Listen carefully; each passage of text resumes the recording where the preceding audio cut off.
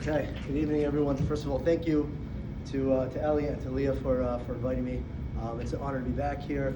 A pie, really all Jewish life on campus, what you guys do is incredible. And I think to just, coming out on a Tuesday night on an important day says something about you, and I really applaud everyone for being here.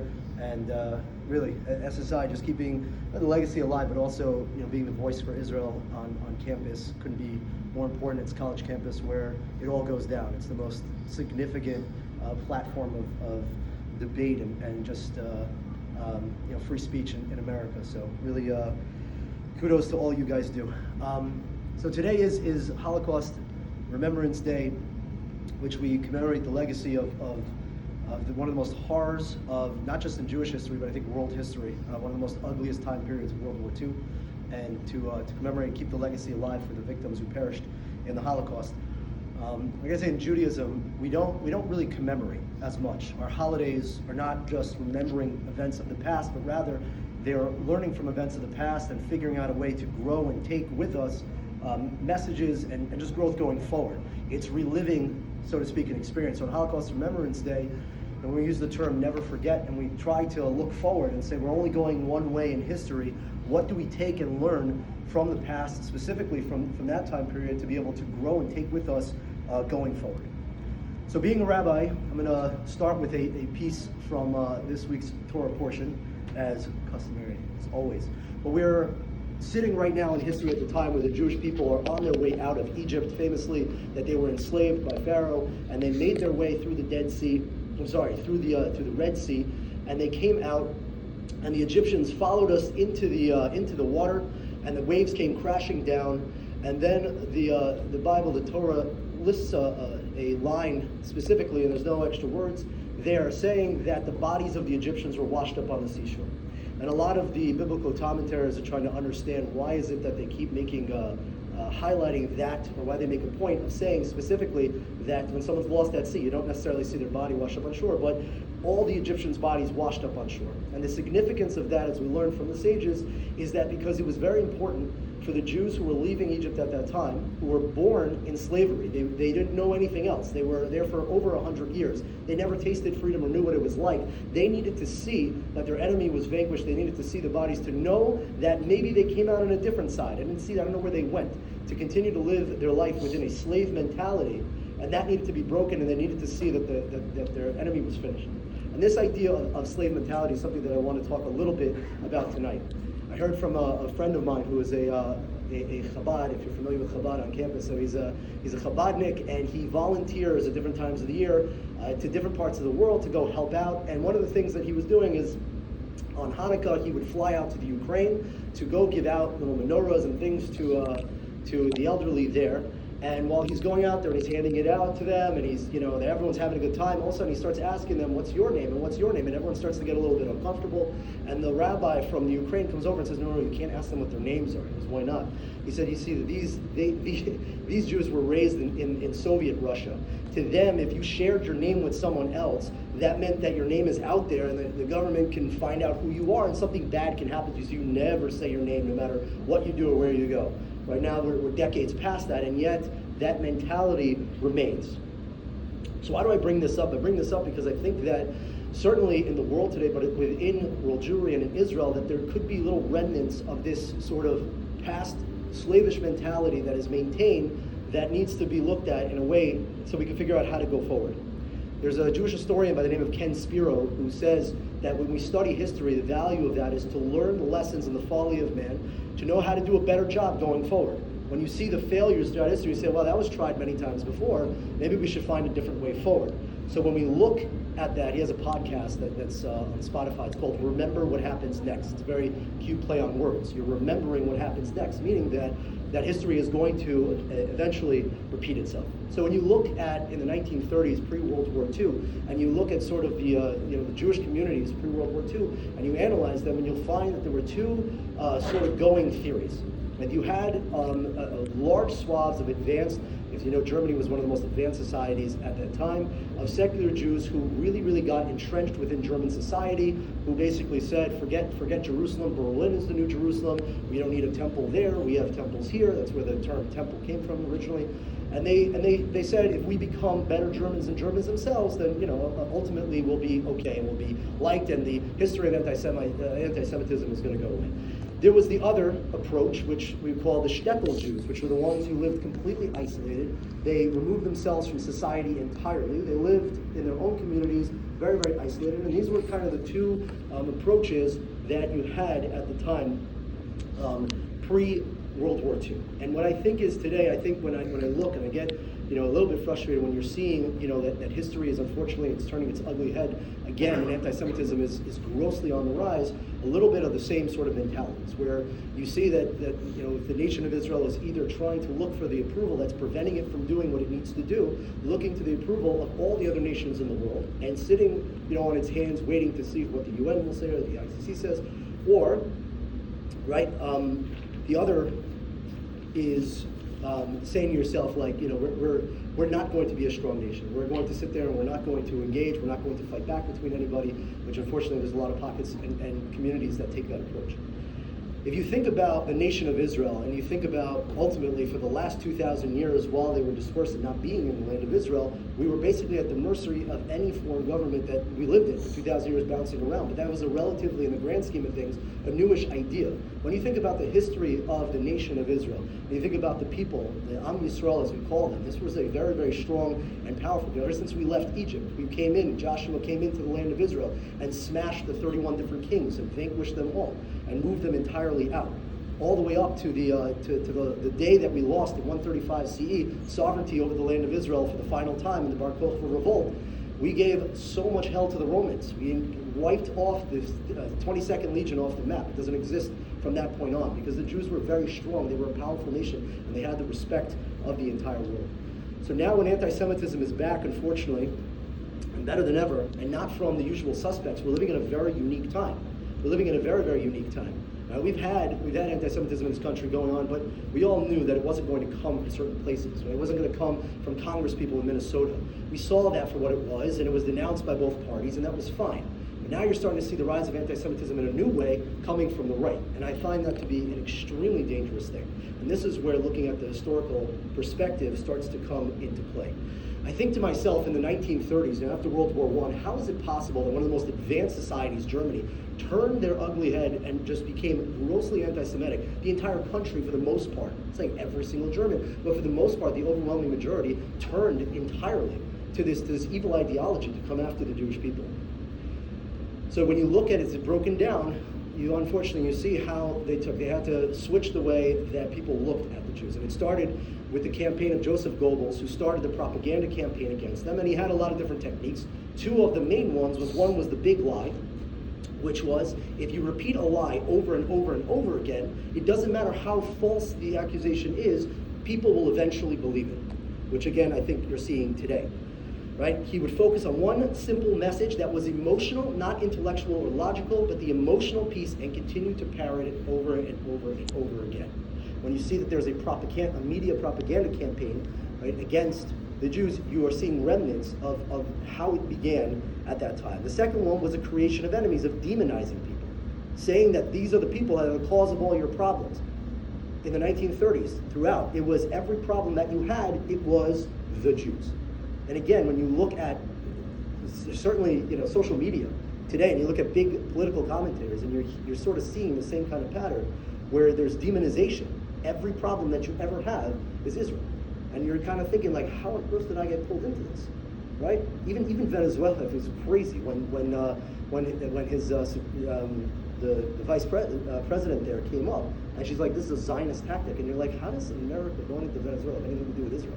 Why are we getting dragged in? 6,000? But everything, every single one of the problems that you have is Israel. Eventually, a population starts to turn.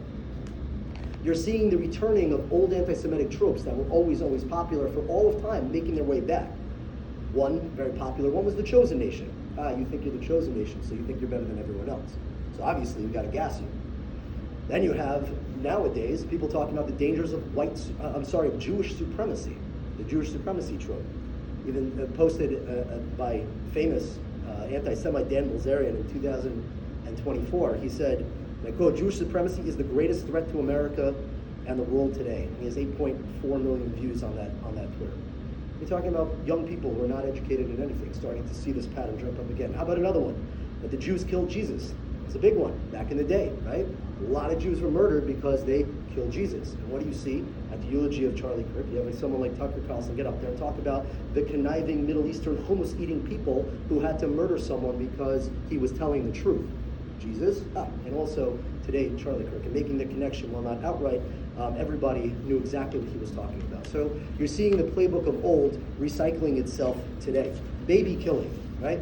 And Marjorie Taylor Greene talks about baby killing, how we are committing the genocide in Gaza and intentionally murdering children, who brought, again, the sanctity of life. I think that of all the major civilizations throughout all of history, it all flirted with infanticide of killing their own kids, whether it was the Eskimos or the Romans or the Aztecs. People used to do that, but not the nation of Israel. We, since day one, said that human life has sanctity, and that's not something that you're supposed to do. Or, of course, that Jews control the world and every aspect of the world. You can listen to any podcast by Candace Owens for the last 2 years, and you'll find that being spewed all over. And the irrationality of it all as well. When you have the Jews are rich and powerful, and yet you have a YouTuber go to a poor Jewish community talking about how they're milking the country on welfare. So whether you're rich or whether you're poor, anti-Semitism, it doesn't really care. Or driving a wedge between, right, the alliance between America and Israel, and that's bad. When you have people get up and continuing to ask questions about the friendly fire incident of the U.S. Liberty in 1967. It's absurd. Why do you keep bringing that up? There's an agenda behind what you're trying to do to drive a wedge in between one of the greatest allies that you have, one of the greatest alliances that you have in the modern world today. Or the fact that Jews run the pornography industry or pedophilia rings, which is interesting because at the same time they like to bash the Talmud, which is the religious doctrine that Jews have. So if the religious doctrine, which is so clear about how sexuality is something that is sacred, and we are against sexual immorality, but at the same time, it's also the Jews who are running the pornography industry. So you can't win. You got to choose your poison. It doesn't matter from which angle.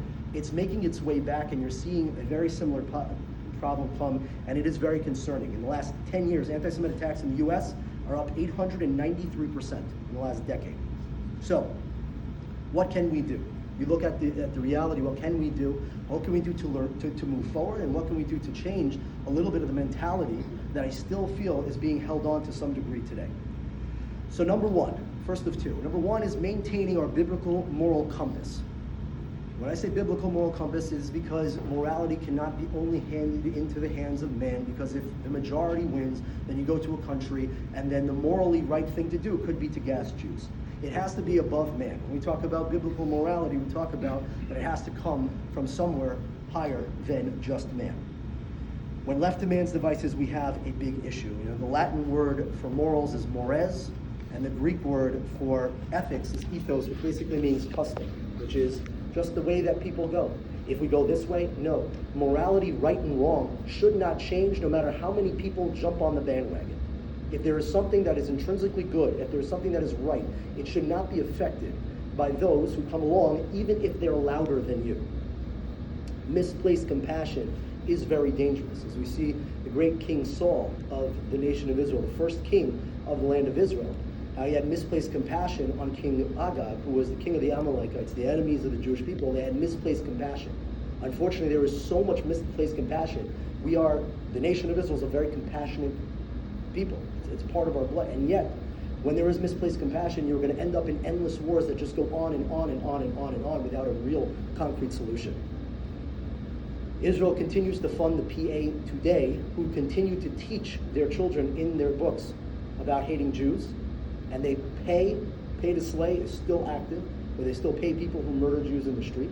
And yet we're still funding them. We still give them taxpayer money, both American and Israel. So we have to sort of wake up to those things. All right, and by looking, again, the mentality of looking for the approvals of others. My father's rabbi, he used to always say, I'd rather have an Israel that is hated by the world than an Auschwitz that's loved by it. The only way the world's going to love Jews is when they're dead, then we have to find another way forward. And number two, the second thing, after having a biblical moral compass, the second thing is real true strength. It is moral strength and being strong and not being a victim and having a victim mentality. I have a lot of family in Brooklyn, and every single day it's so common that they stop reporting on it. That Jews are punched in the back of the head in Crown Heights and in Williamsburg. The Jews in Lakewood are getting harassed, and nobody stands up to challenge them. And I'm not saying physically. I'm saying even in terms of using your voice, there are communities there who just cannot get themselves out of that victimized mentality. But the identity of the nation of Israel is supposed to be strong. In this country, I understand that, peace through strength, but peace is the goal, but it happens through strength. So we have to shed that ghetto mindset, and those who come to seek to harm us have to be dealt with, because protecting your children and your way of life has to be preserved. Did Israel have more respect after the 6-Day War or after the Oslo Accords? It's very clear what the answer is. People do not respect weakness, people respect strength. But that strength has to be standing on moral ground and moral foundation. I want to highlight just the ideal time. Again, looking back at our history. The ideal time was a time when King Solomon had sovereignty over the land of Israel. And at that time there was peace for 40 years until there was a little bit of infighting and his son got in a little bit of a beef with his advisor. But for those 40 years of King Solomon, that was the ideal model of what we say a light to the nations. You had people, peace amongst all their neighbors. There was no war. In fact, the neighbors came over to learn, to come over. Famously, Queen Sheba, who comes up to Israel to learn from the way that they conduct themselves. Israel has so much to offer. Israel does so many amazing things. It should be learned. It should be taken. The technology advancements in math, science, everything. Technology. That was the ideal time. But let's remember, King Solomon preceded none other than King David. And there's nobody today that walks around going, yeah, King David wasn't such a great guy. What did King David do? King David went out and he crushed the enemies. He went out and he removed any of the problems that existed. Now, it is a different time, but he went out there and he got rid of the Plishtim and the Moabites and the Edomites, the Amalekites, and he did it through moral strength. He didn't compromise on his values. He did what was right because it's the right thing to do. We have to understand what is right, and when we understand what is right, we have to approach that and we have to hold on to it with strength and not be weak and not be the victim and change the status quo of what it is. It's unfortunate where we see today. I'm going to end just with this one example, because this is the way that I see us moving forward. I'm involved in a lot of different Jewish communities, and I do see that there is an element of slave mentality of, if we do this, what will they think? If we do this, right, well, we can't do it. But if it's right, it needs to be done anyway. Joseph, on his way back he was the second in command in Egypt, and when he went to Hebron today, right, the original capital of the land of Israel, when he was on his way back to Egypt, he made a pit stop, pun intended. He stopped by the pit, if you're familiar with the story, that he was thrown in as a child. And they asked the question, why did he go there? What was he looking for? They say he was looking for himself. He was looking in that pit to make sure that he wasn't still down there. Why? Because when you want to look forward, you cannot live through the lenses of your trauma. And while it's important to preserve and it's important to remember and never forget, something has to be different. You can't live through the lenses of your trauma. There has to be a new way forward. And the new land of Israel, the new nation of Israel has arisen. It needs to be strong. It needs to be moral. We do that in our own lives. We fight the good fights where we can through all these beautiful organizations. And we don't forget. We take refuge in what's right, and we do it with absolute strength. Thank you guys for having me, and I think we get to Ellie and to